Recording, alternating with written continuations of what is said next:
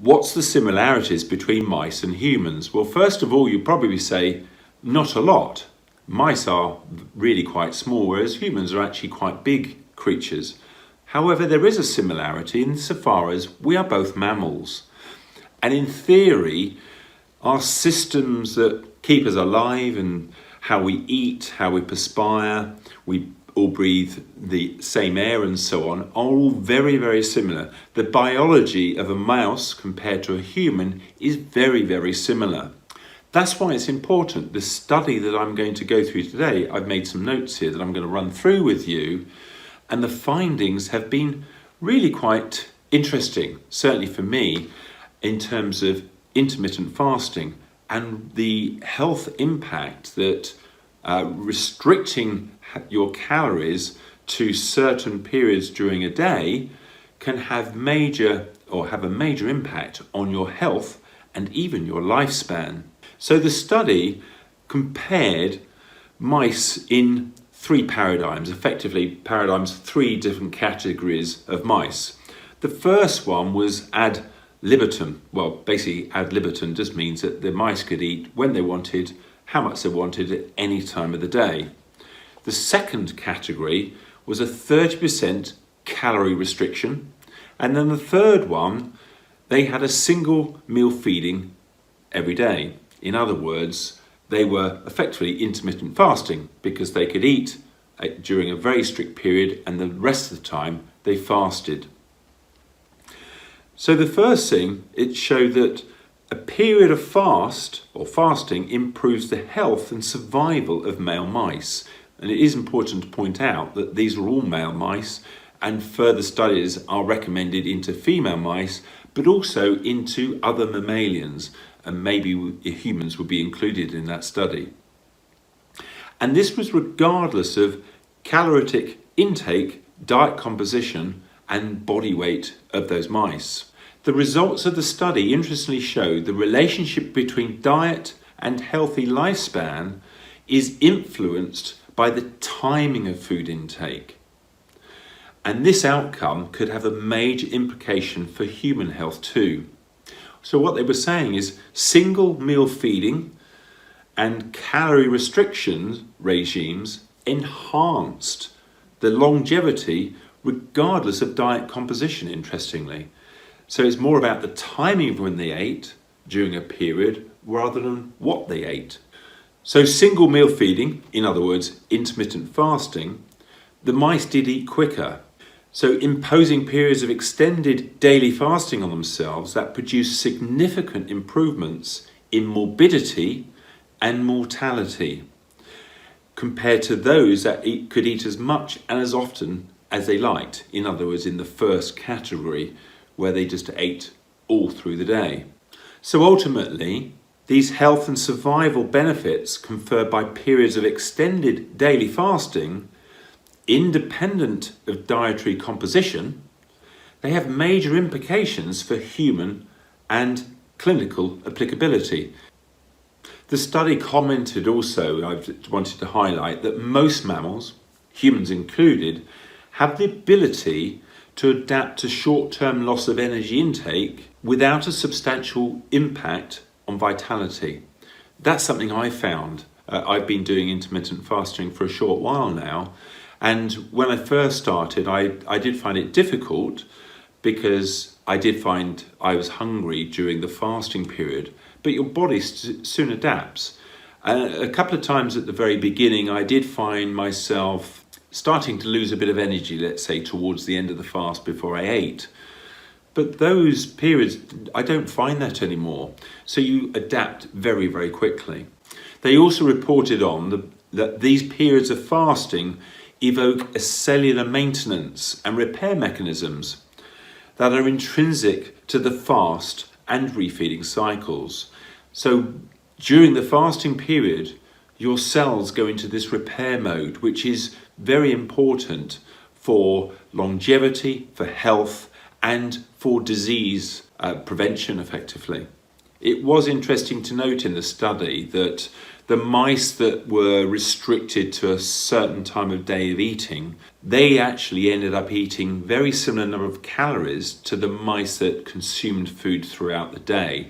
Because they used to gorge themselves, because they learned very quickly that they were only going to be fed at certain times of the day effectively, they took in the same number of calories. But even though they were eating the same number of calories but restricted to a certain period of day, this is what gave them that health kick. This is what helped them to live that little bit longer. Now, how much longer were they living? Well, the study showed that the mice were living between 11 to 14% longer when they were on the restricted calorie, effectively the intermittent fast diet, versus those that could eat at any time of the day. Now imagine that, a human, if they carried on using intermittent fasting for their lifetime, if they extended their period of life by 11%, that's quite significant. Now, of course, it doesn't necessarily mean that if mice live 11 or 14% longer as a result of intermittent fasting, that humans are going to do the same. However, what it does tell me is that there's something happening as a result of allowing the body to repair itself by extending the period when you're not eating.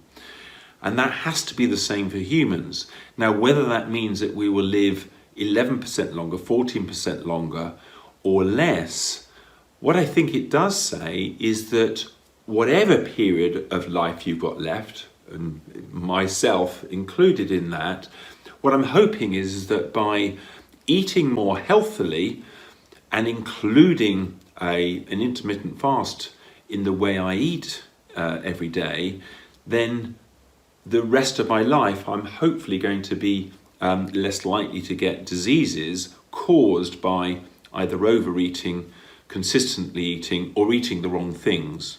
So in the study they also commented on that the data presented suggests that extended periods of fasting, independent of diet composition or totally calorie intake, might be an effective intervention to enhance lifespan and longevity, and offers, in their words, a tantalizing transitional potential for fasting as a treatment of cardiometabolic diseases and age-related disorders, which to me is very exciting.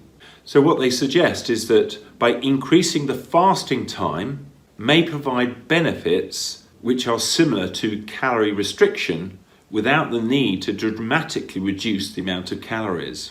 They've also pointed out that daily feeding fasting schedules in humans that are synchronized with sleep-wake cycles have profound metabolic consequences which are highly relevant to the incidence of cancer. Something close to my heart, having gone through cancer. They also commented as part of the study that recent studies in humans found that in patients with breast cancer, a fasting period greater than 13 hours resulted in lower risk of breast cancer recurrence compared to those that fasted for less than 13 hours. Now, as it happens, I recommend, and I'm doing the 16-8 fasting, so I'm actually fasting for 16 hours and eating in the window of 8 hours in a 24-hour period, which is more than the 13 hours, of course. But they also comment on the fact that erratic feeding behaviours and associated lifestyles among adults, such as spreading their calorie intake over 15 hours or longer, which is pretty much the normal way of doing things, can have detrimental health consequences. So they've also highlighted that given the multiple links between fasting periods and disease, for example, obesity, cardiometabolic syndrome and cancer, and ultimately longevity, they propose that periods of daily fasting may be as important as diet quality and could be a viable means by which to promote health and survival. Also, prolonged daily fasting is associated with delaying the onset of any liver pathologies or diseases of the liver. To conclude then, the results of this study reveal that eating pattern rather than diet composition is a primary determinant in longevity. But of course that doesn't mean that you use intermittent fasting and when you're eating you just eat donuts. You've got to be realistic. Then what you eat compared to when you eat is also still important. I hope you've enjoyed this and are as excited as I am about the results of this study into mice. Thank you very much.